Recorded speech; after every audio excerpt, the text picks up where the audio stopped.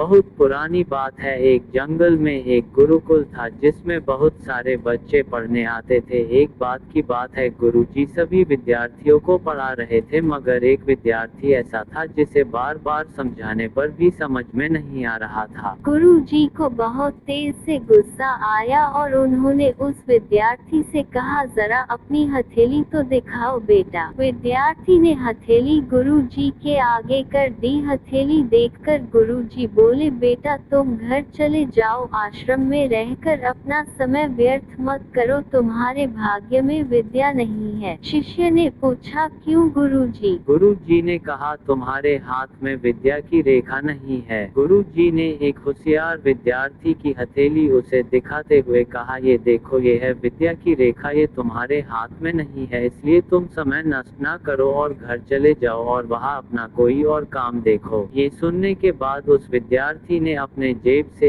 एक चाकू निकाला जिसका प्रयोग वह रोज सुबह अपनी दातुन काटने के लिए करता था। उस चाकू से उसने अपनी हाथ में एक गहरी लकीर बना दी। हाथ में खून बहने लगा। तब वह गुरुजी से बोला, मैंने अपने हाथ में विद्या की रेखा बना ली है गुरुजी। ये देखकर गुरुजी द्रवित हो गए और उन्होंने उस विद्यार्थी को गले से लगा लिया। गुरुजी बोले, बेटा तुम्हें विद्या सीखने से कोई ताकत नहीं रोक सकती है। दृढ़ निश्चय और परिश्रम हाथ की रेखाओं को ही बदल देती है। दोस्तों, वह विद्यार्थी आगे चलकर महर्षि पाणिनि के नाम से प्रसिद्ध हुए, जिसने विश्व प्रसिद्ध व्याकरण अष्टाध्यायी की रचना की है। इतनी सदियां बीत जाने के बाद भी आज 2700 वर्षों बाद भी विश्व की किसी भी भाषा में ऐसा उत्कृष्ट और पूर्ण व्याख्या का ग्रंथ अब तक नहीं बना। तो दोस्तों, इस कहानी की शिक्षा ये है कि लोग चाहे जो भी बोले, हम हर एक को गलत साबित करते हुए अपनी लगन और कठिन परिश्रम के दम पर जो चाहे वो सब कुछ हासिल कर सकते हैं।